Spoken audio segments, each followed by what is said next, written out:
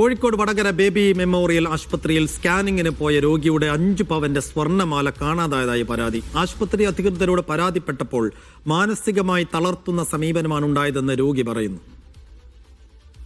കഴിഞ്ഞ 15-നാണ് Vadakara baby memorial ആശുപത്രിയിലെ scanning കേന്ദ്രത്തിൽ വെച്ച് വടകര സ്വദേശിനിയായ സമീറയുടെ മാല കാണാതായത് എന്നാണ് പരാതി. സ്കാനിങ്ങിനായി കട്ടിലിൽ ഊരിവെച്ച മാല പിന്നീട് എടുക്കാൻ പോയപ്പോൾ കണ്ടില്ല. സിസ്റ്ററോട് ചോദിച്ചു, സിസ്റ്ററിന്റെ തലതാക്കി വെക്കുന്ന ചെയിൻ ആരെങ്കിലും എടുക്കുക അന്നേരം പറയും ആരെടുക്കാൻ ഈ റൂമിൽ നിന്ന് പറഞ്ഞിട്ട് ഇനി സ്കാനിങ് തുടങ്ങി പകുതി എത്തിരാ അവരറിയുന്നത് എനിക്ക് CT സ്കാനാ വേണ്ടിയത്. ഇന്ന് അരമണിക്കൂർ കഴിഞ്ഞിട്ടാണ് എന്നെ പിന്നെ സെക്യൂരിറ്റി വന്ന് റൂമിലേക്ക് കൊണ്ടുപോകുന്നത്. റൂമിൽ പോയി കഴിഞ്ഞ് ഒരു 10 മിനിറ്റ് ആയിട്ടുണ്ടാവും. അന്നേരം ഞാൻ എന്റെ ചെയിൻ എടുക്കാൻ മറന്നത് അറിയുന്നത്.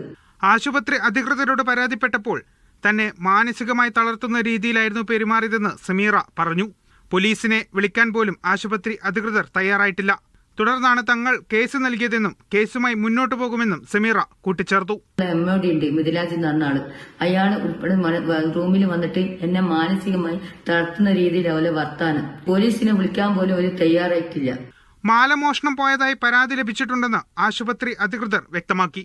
ഇത് സംബന്ധിച്ച് അന്വേഷണം നടക്കുകയാണെന്നും അവർ പറഞ്ഞു. മീഡിയ 1 കോഴിക്കോട്.